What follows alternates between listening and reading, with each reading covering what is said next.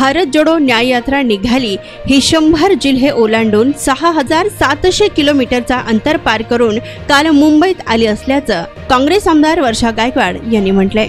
तर भारत जोडो न्याय यात्रेअंतर्गत इंडिया आघाडीची सभा ही भव्य दिव्य असेल असे त्यांनी म्हटलंय। तसेच खूप वर्षानंतर ही सभा होत आहे। इंडिया आघाडीचे सर्व नेते या सभेला उपस्थित असतील व प्रकाश आंबेडकर या सभेला आले तर त्यांचं स्वागतच आहे असे देखील यावेळी वर्षा गायकवाड यांनी म्हटलंय।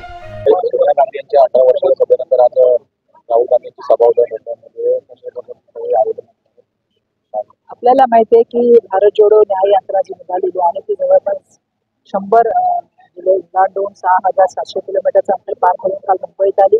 डॉक्टर बाबासाहेब आंबेडकरच्या चैत्यभूमीला जाऊन आम्ही अभिवादन केलं। त्याच्यानंतर ती यात्रा समाप्त झाली।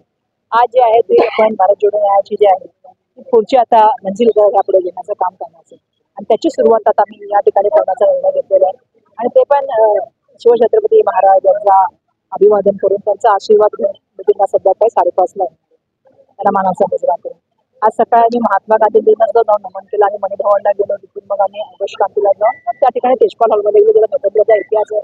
काँग्रेस पार्टीची सुरुवात तिथून झाली आणि चले जावचा नारा त्या सभागृहातून दिला गेला। त्यामुळे मला अपेक्षा आहे की या ठिकाणी ही सभा भव्य दिव्य असेल। तर ती म्हणाल की खूप वर्षानंतर ही सभा होते। लोकांमध्ये पण खूप उत्सुकता आहे। इंडिया आघाडीची सभा त्यामुळे इंडिया आघाडीचे सर्व पक्ष यामध्ये सामील होते, इथे सामील होते। त्यामुळे मला माहिती आहे की चांगल्या तऱ्हेने याची सक्सेस होईल। काही सभेच्या तयारीला सुरुवात झाली आहे। नाही, आता मल्लिकार्जुन खरगे साहेब येणार आहेत, राहुल गांधीजी आहेत, प्रियांका गांधीजी आहेत, या व्यतिरिक्त उद्धव ठाकरे साहेब आहेत, शरद पवार साहेब आणि इतरही काही पक्षाचे नेते या ठिकाणी येणार आहेत। स्टॅलिनजी आहेत, असे विविध मुख्यमंत्री वगैरे येतात। सगळ्यांची सभा होईल, भाषण होतील आणि ऐतिहासिक सभा होईल।